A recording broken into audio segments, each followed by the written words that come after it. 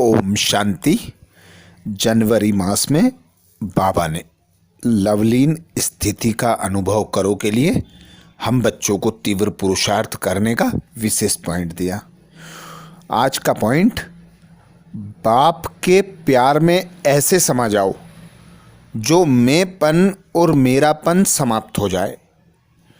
Knowledge के आधार से बाप की याद में समाये रहो, तो यह समाना ही लवलीन स्थिति है। जब लव में लीन हो जाते हैं अर्थात लगन में मग्न हो जाते हैं, तब बाप के समान बन जाते हैं।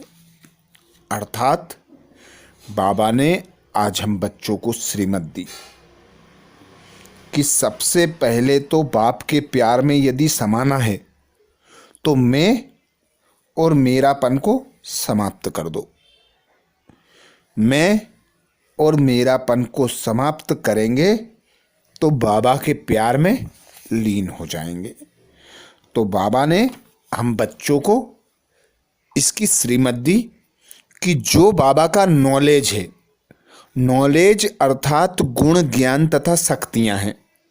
बाबा हमें जो मुरलियों में ज्ञान सुनाते हैं, जो बाबा हमें गुणों से श्रृंगारते हैं, शक्तियों से श्रृंगारते हैं, तो बाबा कहते हैं कि उसका स्वरूप बनो, उसके आधार पर याद में रहो कि स्वयं भगवान निराकार से हमें यह प्राप्त हुआ है।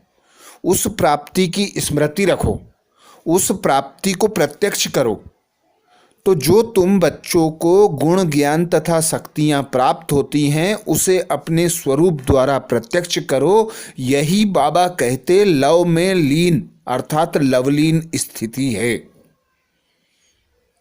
तो ऐसे बाबा के अर्थात सागर के गहराइयों में समा जाना है, बाबा के प्यार को प्रत्यक्ष करना है। तो बाबा को जितना जितना हम प्रत्यक्ष करेंगे तो स्वतः बाप समान बनते जाएंगे और बाबा से प्राप्त नॉलेज प्रत्यक्ष होता जाएगा। तो आज दिन भर का पुरुषार्थ यह स्मृति रखना है कि बाबा से हमें क्या प्राप्तियां हुई हैं, उन प्राप्तियों को अपने स्वरूप द्वारा प्रत्यक्ष करना है, दर्शाना है। कर्म द्वारा गुणों को,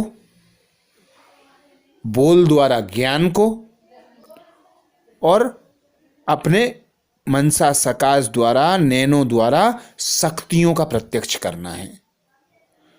तो आज बार बार निराकार अवस्था में स्थित होकर सर्व आत्माओं को शुभ भावना शुभ कामना के साथ गुण ज्ञान तथा शक्तियों की सकाश देना है। सभी को बाप समान बनाने का पुरुषार्थ करना है। पहले स्वयं को उस आधार पर संपूर्ण संपन्न बाप समान बना लेना है। आज का सोमान, आज दिनांक 4 जनवरी 2022 का सोमान है। मैं निरंतर सकाश दाता फरिश्ता हूँ। मैं निरंतर सकाश दाता फरिश्ता हूँ। अर्थात यह स्मृति रखना है कि मैं देह तथा देह से की दुनिया से उपराम, इस फर्श से न्यारी फरिश्ता हूँ।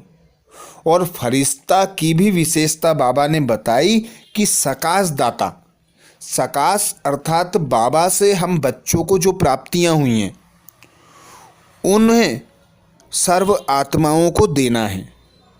गुण ज्ञान तथा शक्तियों की मनसा सकाश देना है।